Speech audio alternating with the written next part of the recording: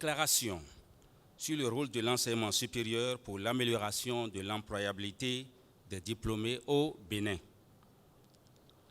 À l'occasion de la conférence triennale du Forum régional des universités pour le renforcement des capacités en agriculture, le Forum, tenu au Bénin du 25 novembre au 10 décembre 2021, les universités nationales du Bénin ont organisé la journée de l'enseignement supérieur sur le thème « Enseignement supérieur et employabilité des diplômés au Bénin ».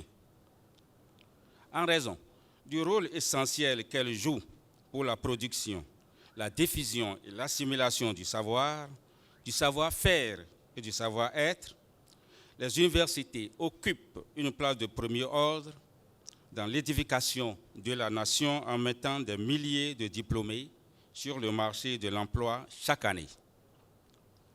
La question de l'employabilité de ces diplômés, qui a parcouru l'ensemble des débats à l'occasion de la journée de l'enseignement supérieur, évoque la capacité intrinsèque de ces derniers à obtenir un emploi, à évoluer de façon autonome dans le marché du travail, à conserver un emploi et à réaliser une carrière professionnelle.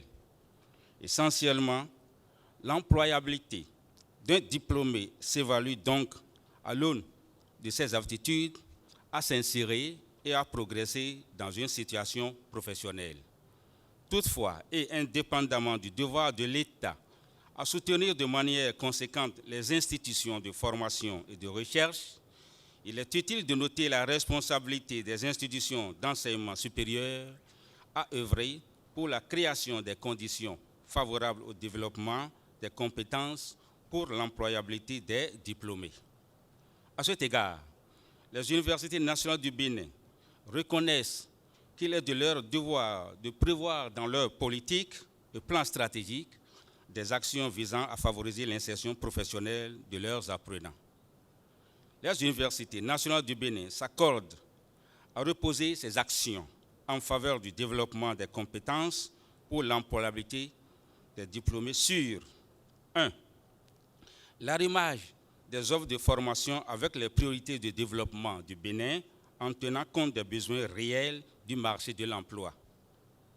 2. L'implication des représentants des employeurs dans la formation académique. 3. L'intégration de modules de formation sur le développement personnel et les compétences professionnelles des apprenants.